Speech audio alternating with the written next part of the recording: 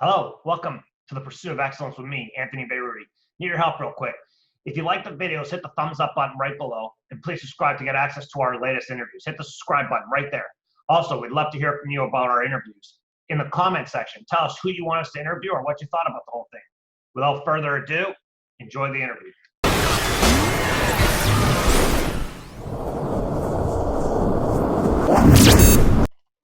We're very excited today. We're being joined by Brodan Thiel, founding partner, Dynamite Basketball. How are you doing, Brodan? I'm doing great. Thanks for having me on. Fantastic. So, where'd you grow up, and how did basketball get kind of brought into your life?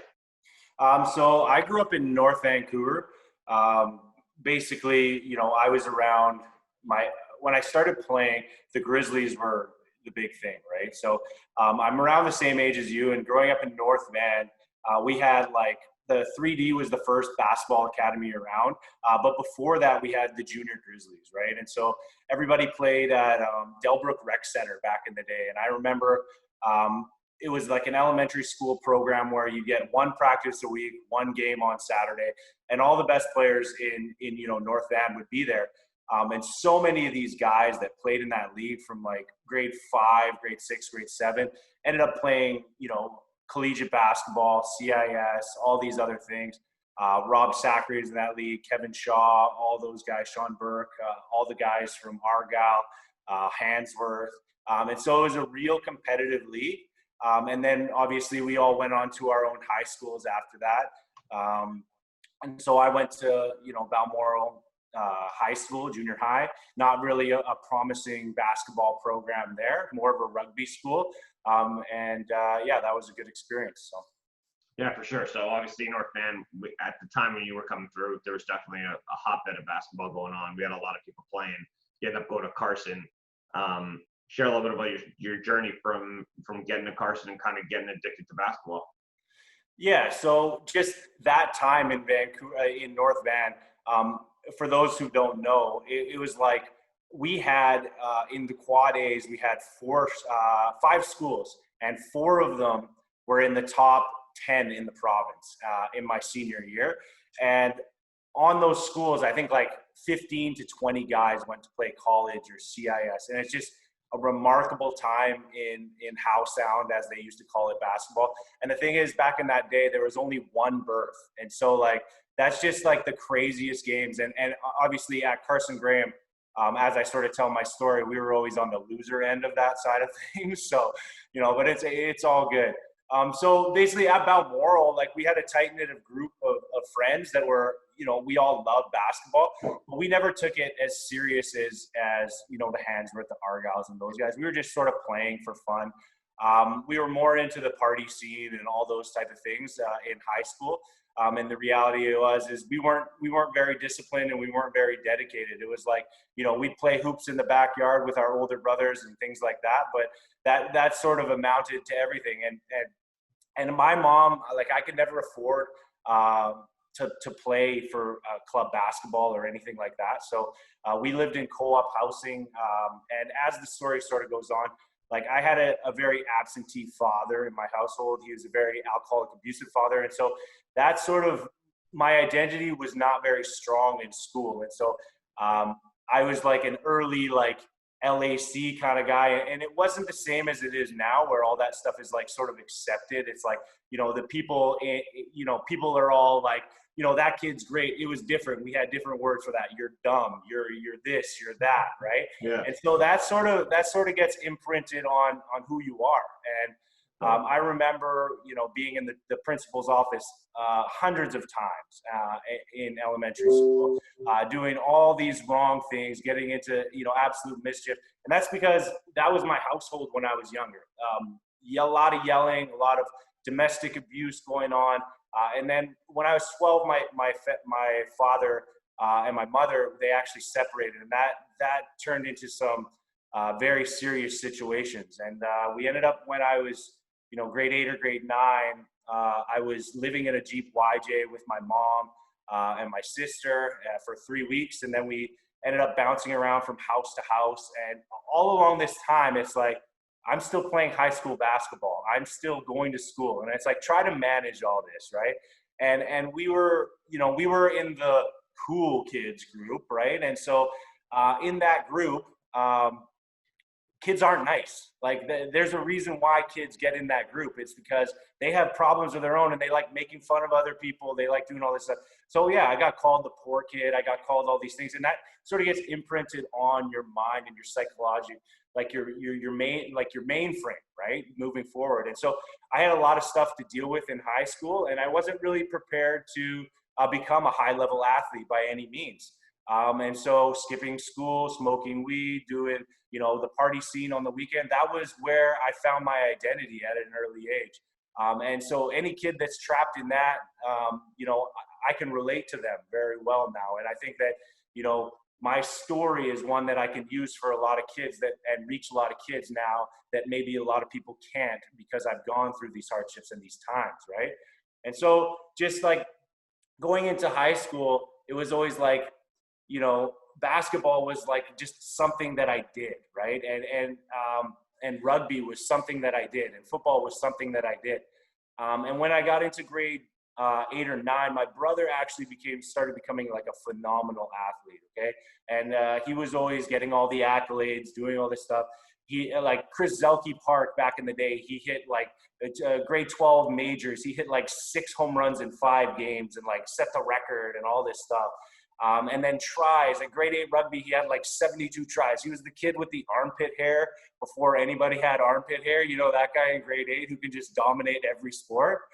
And then as he sort of went on, I was always like in his shadow, right? And so going in grade 9, after grade 9 at Balmoral, like he decided to transfer to Carson because just the athletics were better. And then I sort of followed in that way. Because I wanted to be like closer to him. And he was always a protector for me. Like anytime someone bullied me or anything like that, he would always be there, like beating them down or whatever. Like it was different times back then. Like kids actually got in fights at school, like things like that, right? Yeah, I remember seeing some crazy things, especially like Carson Graham at that time was not a nice school to go to. No, yeah. No. And so anyways, all the stereotypes were accurate for sure. Oh, 100%. Like we had, there's a lot of First Nations there. There's a lot of Persians there. And so there's a lot of clashing amongst different groups, right? And so everyone's sort of fighting for their identity and who they are, and we're the best and things like that. And as young kids, and we didn't have cell phones, so none of this was getting taped, right? Like you get in a fight now at school, you're in trouble, and everybody knows about it, right? So yeah, so basically, a lot of mischief and a lot. So back to basketball. How did we get serious with basketball? When did that kick in? When did you start to like take it seriously? Okay, so when I went to Carson Graham, it was the first time that like all of a sudden I was at a senior high, and just seeing their program, like. It was a very strong program at that time. Like that was just as like Vern Porter and Coach Marks were there. So there was already this like established culture and things like that. I think they won like 9 of 10 house sound divisions or something like that before we got there. And like you had Alex Whiteman, Gordon McGinty, all these guys who, went on to play CIS. And so you sort of get involved in that, and it's like it's a new level. You're now playing basketball more or less year round, spring league, all this other stuff. And I sort of, at that time, I was like, this is what I'm going to do. I'm going to give up my time for this. I'm going to really, dive into it. We couldn't afford to play multiple sports, so it was sort of like basketball is the thing.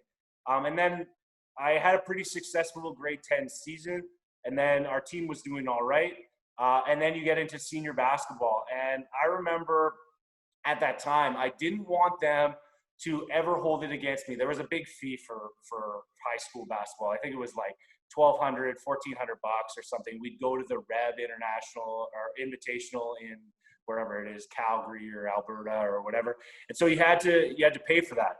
And my family, not having the funds, living in like co-op housing at the time, we actually lived in Vancouver. We got into co-op housing in Vancouver. And so I was SkyTraining an hour and 45 minutes to get to school. Like SkyTrain, C-Bus, busing, man, just grind, right? Not even worth it looking back on it. Should have just gone to Eric Hamber or whatever is out there. But, your friends are everything when you're Part young. of the journey, man. Yeah, part of the So journey. anyway, so you did the grind, 145. So you get there.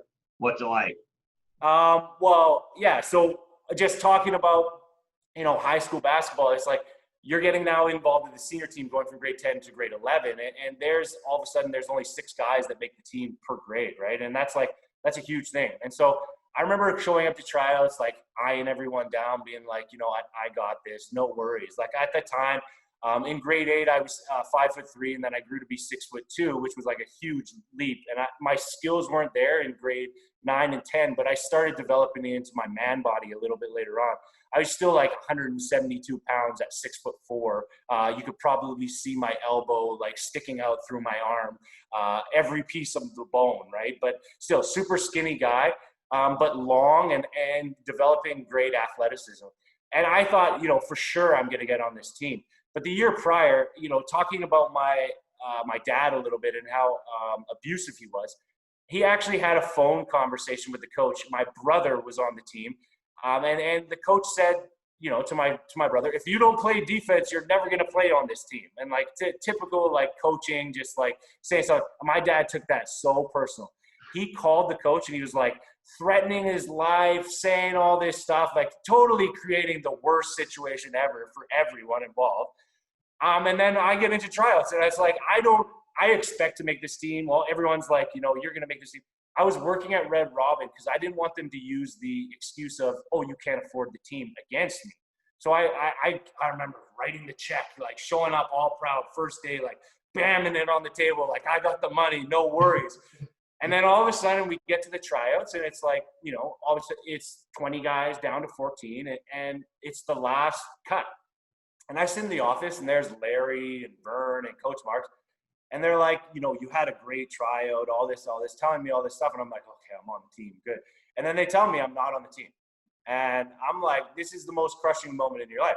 When you don't make your team in grade 11, that's like what I'm not going to play basketball ever again. That's basically what it comes down to. So I took that to heart for a little bit. I was like, what am I going to do? My identity was so wrapped up in this at that point. And it was crushing, to be honest. It was absolutely crushing. I remember crying in that meeting, crying for weeks on end, really questioning, what am I going to do with my life now? I thought I was going on to all this basketball stuff and who knows where it would take me, right? The great Carson Graham Eagles or whatever, right? And so basically after that, I had this whole turning point of a fork in the road. What are you going to do with this? Are you going to rather move on and try to, play basketball, come back in grade 12, or are you going to just pursue other things? And at the time, partying, drugs, all that stuff seemed better. And so I was in the Carson Graham chef training program, got involved with a lot of the people that, you hope your son and your daughter don't get involved with. Those were my friends in high school. And then all of a sudden, going into grade 12, I'm sitting down with one of the counselors of our program, and he says, what are you doing here? You're not doing well in school. You're top of the class in chef training. You're working as a sous chef at a restaurant in the nighttime. Why are you even going to school anymore? And I was like, dang, like that's the greatest idea ever. Like worst advice you could ever give a kid. But, I was like, I'm all in, right? So I drop out in my grade 12 year, and I basically like making $10.25 an hour, thinking I'm like the richest guy in the world. Like totally like I am so balling, right? And then I'm living on my own. I got kicked out of my house. And so I'm 16, 17 around there, living on my own, cooking all day, 12-hour shifts. And barely making rent checks, living with some crazy guy who was like 24 years old. And all of a sudden, after 2 or 3 months, I'm like, this is not for me. There's something bigger in this world for me. So I decided to sort of come back to school. And at that moment where you have this fork in the road in your life where it's like, no, this is important. Like school is important and I want to be somebody as I move forward. That was the big moment for me, the aha moment. It's like school, became easy. All of a sudden, I'm getting 90s, 95s and everything. I'm really owning everything. And I go back and finish all my academics in a half year for grade 11 and 12. Sit in Vern Porter's office, and he's the counselor at the time, and he goes, "What are you going to do next year? Like, you have enough credits to graduate." And I'm like, "I'm going to play basketball. I'm coming back." And so I come back for grade 13, which is like a crazy thing, right? Only happens at Carson, yeah. Yeah, only at Carson, man. And so hold on, in Kits. You can do that at Kits too. For sure. But you know what?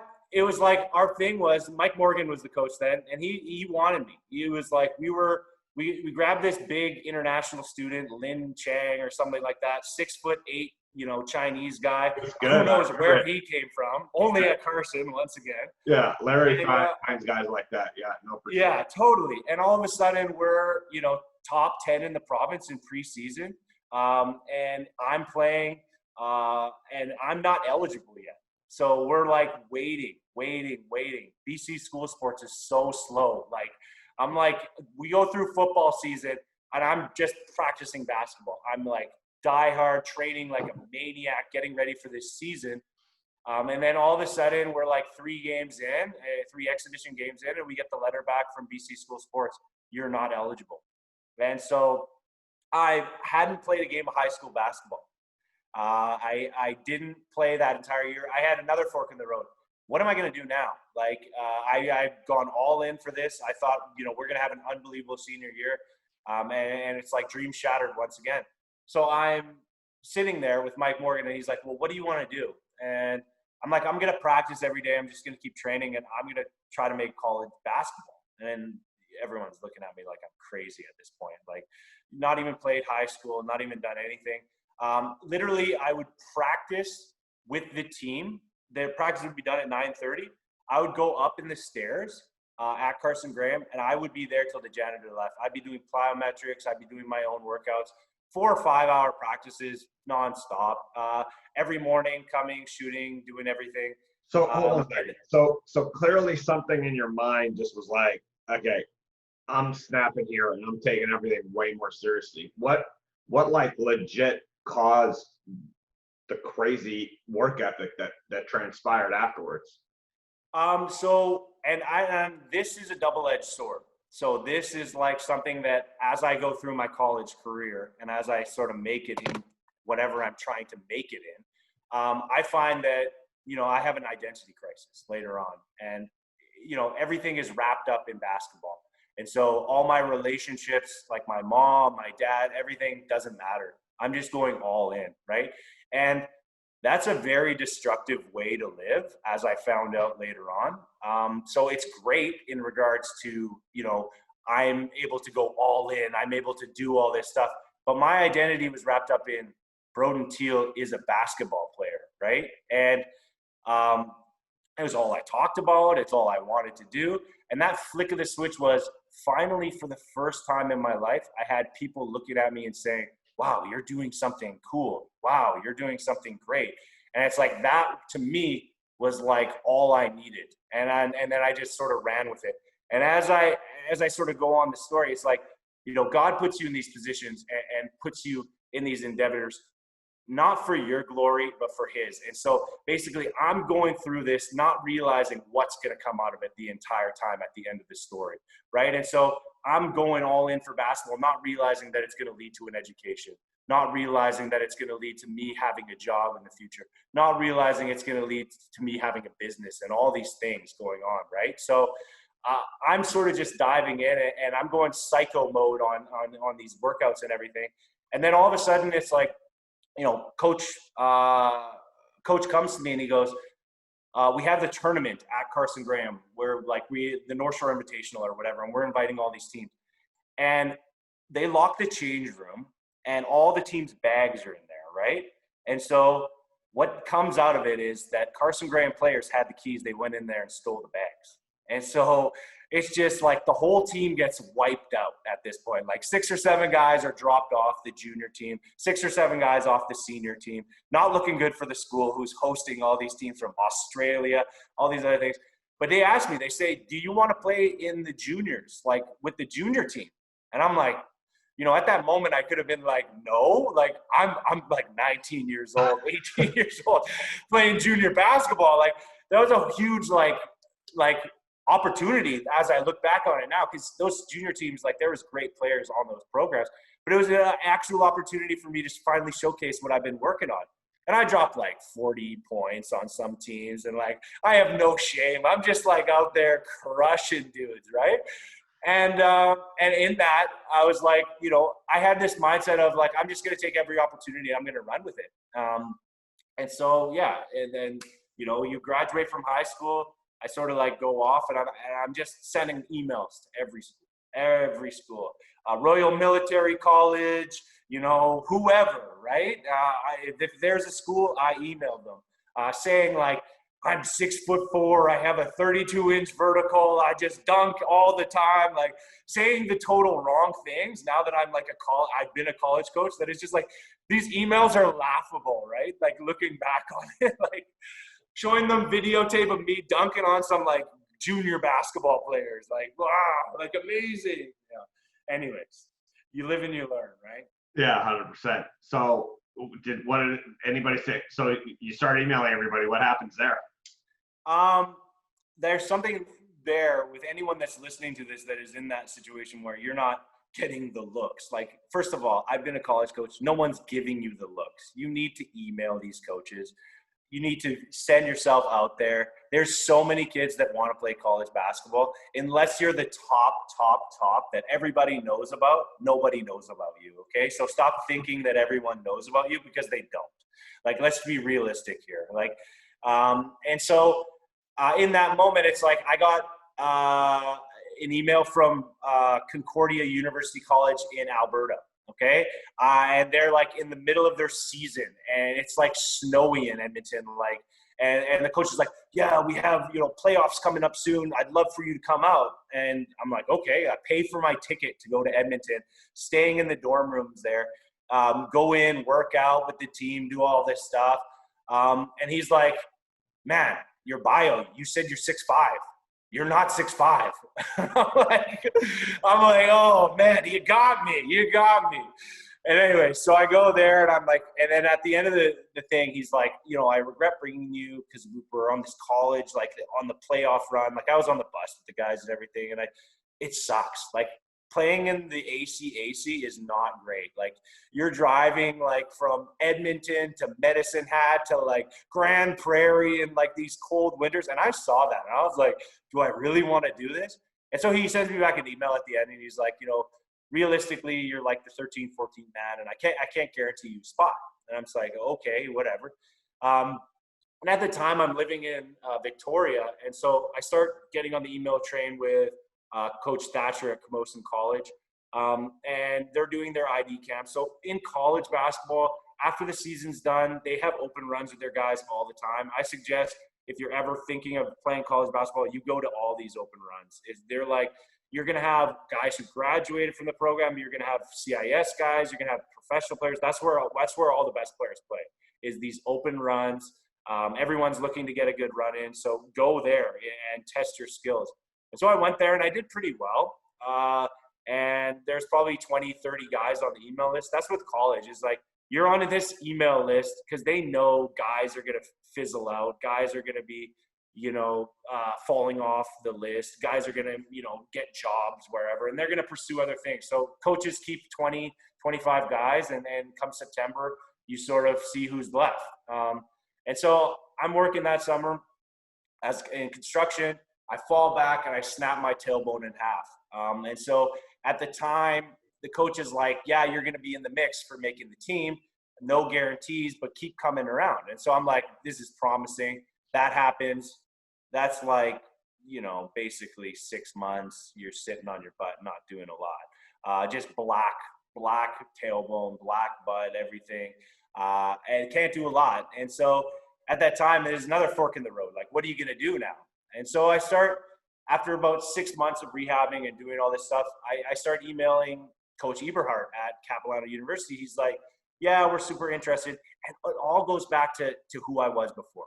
So the people who were at Carson Graham, the Larry Donahos, the Mike Morgans, all those guys, they actually, the Brad Thornhills, they actually referred me to play at Capilano because they saw that work ethic. They saw what I was doing, and that I played for that junior team. So the things that you do with people that you think are just, you know, whatever, I'm just helping these guys out, those actually 2-3 years later down the road can help you out immensely, right? And so Eberhard just send off an email to them and they say, yeah, great guy, like really hard worker, all this stuff. And then I get on the email train there, and I'm in Victoria, flying over on Harbor Air, you know, whatever it is, $175 to go to random open gyms every Friday night at Capilano. Like, I'm telling you, this is the grind that I had to have to make it to college, right? And so I'm on the email list. I'm seeing like these great, phenomenal players that they have. Guys that I was like reading in the paper about, Dimitri Harris, like, you know, provincial champions, all these things, the guys that I wanted to be. And all of a sudden I'm practicing with them. And we go into training camp like the first week of September, and there's 13 guys there. And I'm at the first practice, and I get handed a Capilano University basketball jersey. And at the end of the practice, I go to Eves and I go, so Matt, you never told me if I'm on the team or not. And he goes, I handed you a jersey and you're at practice. And I was just like, at that moment, I was like, boom, like, you know, I finally made it. If making it is Capilano basketball, right? So, yeah, so awesome journey to get there. Never played a game of high school basketball, and made it to Capilano University, which was, you know, phenomenal experience.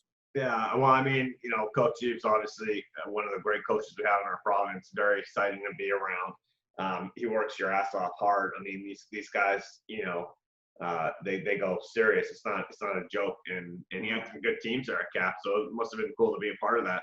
So keep going. What happens after you get on that team? What's it like?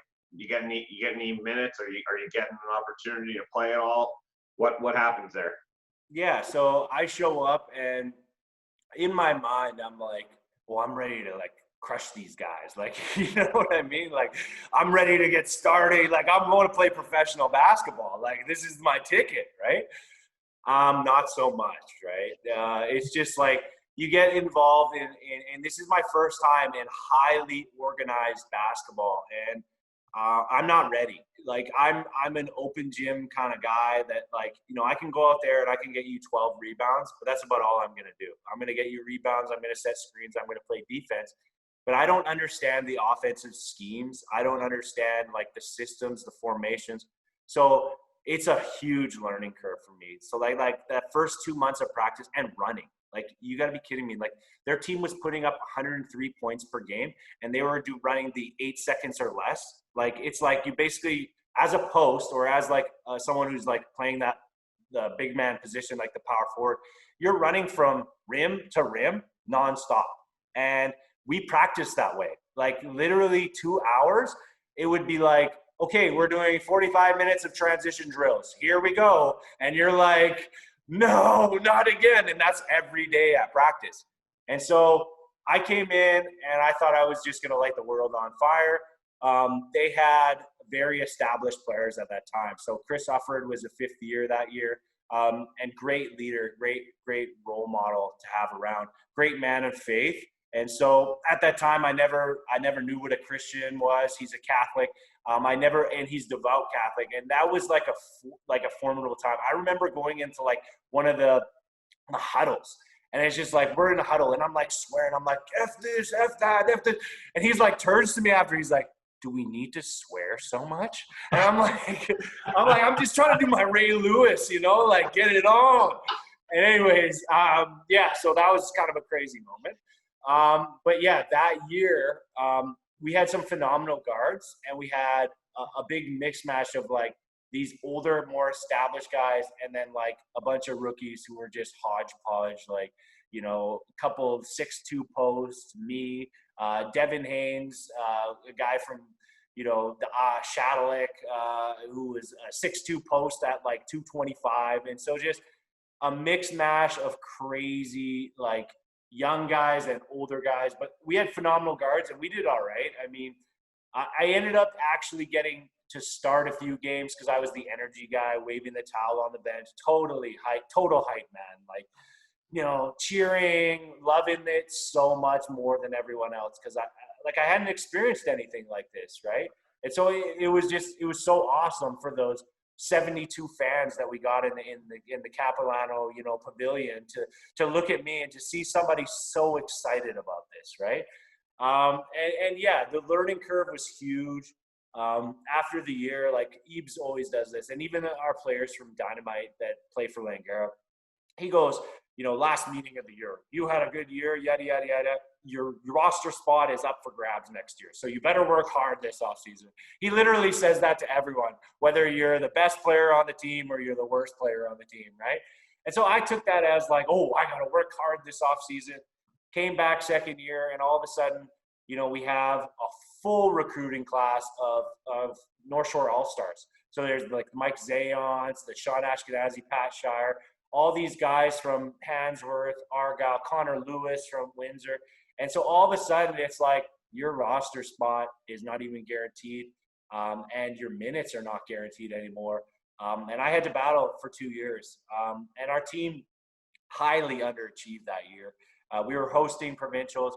Preseason in Canada, we were ranked like 6 or 7. We beat VIU, which is a huge feat in the college thing in preseason. And then all of a sudden we just start losing and losing and losing and losing. And it was just way too much ego, way too much, not enough balls to go around for everyone. Like there's just one ball, like not everyone's going to get their looks. And then so many of those guys just left and went on to, CIS or SFU. And then at that time I had a pivotal moment. Like, what am I wanting out of this? And so being a high school dropout, I actually took adult basic education at CAP, which is high school transferable credits or college transferable credits. That was my first year. And so I won the academic award. Huge feat, doing grade 11 English in university and, math 11. I think it was not even math 11. It was math 11, whatever the lower stream is of that. And so I had a 4.0 GPA, and I stood up there and I had the Academic Excellence Award for Capilano University. Phenomenal time, right? And I remember one of my teammates going like, man, you're taking courses I did 4 years ago. I was like, yeah, it's all good, man. Don't worry about it. And then the next year I'm all of a sudden in, real university courses, and that was tough. Like, to tell you the truth, I have a learning disability, auditory learning disability, where it's like I can't, if someone's up there giving a lesson, I can't like really listen in and get all the information. I have to write notes. Like, my notebooks in university were incredibly long, so much written down. But I was just learning how to be a student. And, going through that time, I made sure I chose the best people that I could to help me out with group work. I had to put hours in the library that nobody had to put in, just to pass my courses. And that was very tough. And then at the end of that 2 years, I had a 2.3 GPA, which is all right, I guess, if you're just trying. D's get degrees, right? D's get degrees. So now tell me, how do you get to Quest? That's the end. Is Ebes goes, he gives me, after my second year, he gives me that same speech, your spot's up for grabs at the end of this year. And I'm just like, at that moment, I'm like, man, I've been doing this for 2 years, and that's what you're going to say to me? Nah, I'm out of here. So basically, I shop myself around in the CCAA. I send emails to all the coaches. I say, I'm looking to transfer. And at that time, there was no sit-out rule. There's no nothing. I don't think there still is in the CCAA. So you can basically go to any school you want at any time. And so I'm shopping up Langara, Camosun, VIU, and then I'm sitting there at the provincial championships, which we're hosting, and I'm taking admission. So I'm not even playing in the game. In the Pac West, 6 teams make provincials. We didn't even make it, and we were preseason number 7 in the country. Okay, so we're sitting there taking money because Capilano's hosting. I'm handing out pamphlets all of a sudden. Coach Shook walks by. Coach Shook. And then the year before, they weren't in our league, but they beat us. Quest beat Capilano with 5 dudes who were rock climbers. Anyways. So he goes, basically, I'd love for you to come out for a tryout. So I show up, and the scholarship package that he gives me at that time, $32,000 a year tuition. I'm like, I'm not going anywhere else. Like, you're going to give me that? So I show up, and basically there's like maybe like 10, 11 dudes. And that's where Quest, you know, where it all started. We were in the Pac West that year. Maybe they were in the year before. I can't even remember. But it was just a bunch of older guys that had been there for a few years. And then they brought in a bunch of transfers. And we actually had a pretty decent squad that first year. But then again, like, you know, people say like Quest back in the day was known for their academics. It was like a highly, they were bringing in professors from doctors from all over like the US and bringing them in and paying them a heavy salaries. And I'm sitting there with students from all across the US, all across Canada. They're on like academics only. And I'm sitting there like, what's going on right now? And they have 16 courses, core courses that you have to take from every like round. And I'm like, I'm sitting in there doing like biochemistry. And I'm like, what is going on right now? So, you know, just a struggle, like having to, but it was nice because we were on campus. So I could lean on, you know, my professors, I could lean on, you know, the other students, because for the first time, I'm at the school, totally on campus. I have two things to worry about. One is academics, the second is basketball, and there's nothing else going on in my life. So at that time, I was once again learning to be a student. They teach in the Harkness model, which is all out loud. So going back to my learning disability, probably the worst thing that I could have done. Like, it's just like you sit in a circle and it's like 20 people talking. And I'm like sitting there like, taking notes on everything they're saying, and the code on this page. And I'm like writing it down like, that sounds great for my paper later, right? Like, you know, and then just make it through. Basketball becomes something that's, you know, totally awesome, because for the first time, I'm like a key contributor on our team. I'm getting tons of minutes. And then the next year, a couple guys transfer out. We get in a whole bunch of rookies. And we have this clash, because he like brought in a whole bunch of, but that first year we were starting to rise. So we were one game out of provincials. And then the next year he brought in all these young guys that were from these like great programs. And they all had these huge egos, and they were like the same as me. We're going to be having all these minutes. And Shook had to play it a little bit. He had to give them the minutes. He had to do all this stuff. Meanwhile, I'm just crushing these dudes. Like at this point, I'm like, you know, I'm probably 22 years old.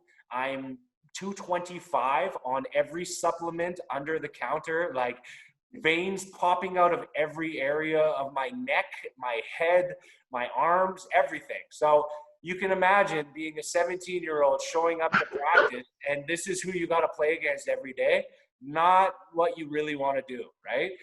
And so, anyways, Shaved head. I believe you had a shaved head.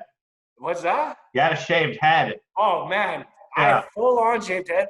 And I remember my BC student loans checks would come in the mail. And the first place I would go is the tattoo parlor. Like, it would be like, pay your tuition or go to the tattoo parlor. Tattoo parlor wins every time. Every time. Yeah, every time. So anyways, I'm picking up tattoos. I got the shaved head. I'm just fierce. And so I didn't have very, very good skills. I was more or less a guy you throw out there, pick up 4 quick fouls, throw them back on the bench type guy. Right. Just picking up rebounds. I knew at that moment when I was at Capilano, the coaches told me, there's only one thing you're going to do in this league, and that's like do your job, right? And your job is to basically go in, rebound, and be a lockdown post defender. Because the reality of it is the guys that are 6'7" and 6'8" that are in the college league, they're there for a reason, because they're undeveloped. They are not strong. They're not ready to play CIS, and they're there because they're taking that as 1 or 2 years and then moving on. Whereas me, I'm the absolute opposite. I'm 6'4", and I'm just so strong. And so these guys, you know, I could lock them down so easily. Just they would never get the position that they wanted to get. They would never, you know, be able to, you know, do their moves and things like that because they couldn't, right? Because I'd lock down the angles, I'd lock down the spots, and they had a hard time keeping me off the offensive glass. So talk about, you obviously finish off your career. You guys have a good, you get a good run. Mm-hmm. How do we get into coaching? Yeah, so coaching, basically at my senior year, I snapped my ankle, and I'm like 13 and a half rebounds a game, going into third game of the year. So I'm in, second place in Canada in rebounding. And then my ankle snaps. I just basically go up for a layup and my ankle rides down, like my foot gets on someone's leg and rides down and just snaps in half, right, basically. And I'm so determined to come back, limited physiotherapy because Quest has no budget, just coming back hobbling basically, right? And come back after Christmas. But in this time, I could see that as okay, I'm going to be down on myself for all this other stuff. But no, I use my time to the best of my, to move on to something else. And I knew that I wanted to go coaching from the time I was 18. And so I picked up a clipboard, and I'm sitting as the captain, one of the captains of the team. Actually, I probably got my captaincy taken away because of incidences years prior, but we won't get into that story. So I wasn't the captain, just to clear that up. Hey, listen, we're going to transition this interview into Brodan Thiel, role model. So let's go into this is an important piece of the story because a lot of people know me as that guy, even still to this day, and they're shocked when they see me, right? And that transition does happen at some point, and we will get there eventually. But basically, I got stuff to do today, man. Let's go. Pick it up. Oh, sorry. Okay, so anyways, I get into coaching because I catch this bug, and I'm I want to – Coach Shook is you can do this. Be our third assistant or whatever. And I'm taking notes, talking to the team, everything. And then after that year, he's I'm can I be an assistant on the provincial team? And he's the provincial team, that's a highly touted thing. And so U17 provincial team, all of a sudden I'm the third assistant on that team. I didn't get paid. I didn't do I was just I wanted the experience. And so I'm coaching guys that are way better than I ever was, and they're 17, right? And so it was just an unbelievable experience. And then the year after that, I was U14 coach, provincial team. And then the year after that, U14 as well. And so that sort of transitioned in. And after I got that job, I was at SFU. So I transitioned. My grades did pick up a lot. I got into SFU. I got a 4.0 in my Bachelor's of Education program there. Had some unbelievable experiences. All the while, I was coaching at St. George's. So I was told not to coach when I was doing my PDP program. Don't listen to people, just do it, all right? Because you want a job after. You don't want to be the guy who doesn't have a job, and right. You're gonna set yourself apart if you do things. Right. And so basically started coaching at St. George's provincial team. And then my life is turning around at this point. I had hit rock bottom going into my senior year. Stopped drinking alcohol, and now I think I'm 8 or 9 years sober. So I was blackout every night type guy. And now I haven't had a sip of alcohol for 8 or 9 years. And so you talk about the transition, that's one. And then the second one is obviously giving my life to Christ 5-6 years ago. That's been an incredible journey. And something that I hold dear to my heart. And that's my number one thing now is my relationship with my Lord and Savior. So, yeah. Yeah, for sure. So how does Dynamite get started? Dynamite gets started by basically me and this guy, Chris Randing. We have 8 guys. We have an unbelievable St. George's team. We, finished top 2 in the province or 3 in the province. And we have this phenomenal player named Jarek Palma. And so at that time, the year before, they were all on the provincial team, 5 guys. And then we decided, you know what, we're just going to run our own program with these guys this summer. We called it Dunbar Dynamite. And it was a 1 summer thing. And at the end of that summer, the principal of the school at St. George's, I was not in a contract there. So I was basically my contract was up. And he was like, you can do 2 things right now. You can rather make this your own company, or you can make it a company, or you can run it with the school. And there was all these parameters with the school. Like you were under this huge umbrella of things you could do, things you couldn't do. And so I rented out the gym. We paid for the gym at St. George's, and we ran these guys. Unbelievable summer. We picked up a bunch of other guys from the community at that time because these guys had great friends that were obviously great players. But it was all the guys that they were cut from the provincial team. They were on the second drive team, and they were all the guys that, weren't getting what they wanted there. And so they came to us. And so we ended up beating a lot of programs that summer and just having a phenomenal summer. And then the next year we opened registration. And all of a sudden it's like we have, 45 kids that want to try out for our fall team. And it's like, it's huge, huge growth from 8 to 45. And we're renting out St. George's at the time. And we show up to our first tryout. I had paid for the gyms, and it was under an old regime. So the athletic director changed at that time. There was a lot of, angst between all these people of what's going on. There's a fine comb then put on it. We show up, and the security guard tells us that we're not allowed to practice there. And I'm like, what? Like, we paid for this. We have 45 kids showing up tonight for tryouts. And so you get on your email, and you just basically say, like, sorry, kids, like, we're going to figure out a practice time somewhere else. And as you know, good luck finding a practice time somewhere else. Like, there's no community centers, there's no nothing. And so I'm scrambling, right? Like, these kids have paid for tryouts.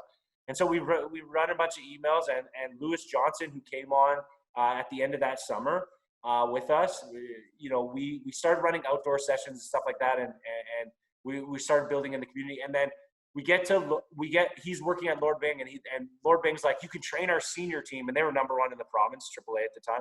You can train our senior team for gym time. So we opened up the gym time, and that's sort of where it came about. And then we just kept growing from there. And so now it's been 5 or 6 years.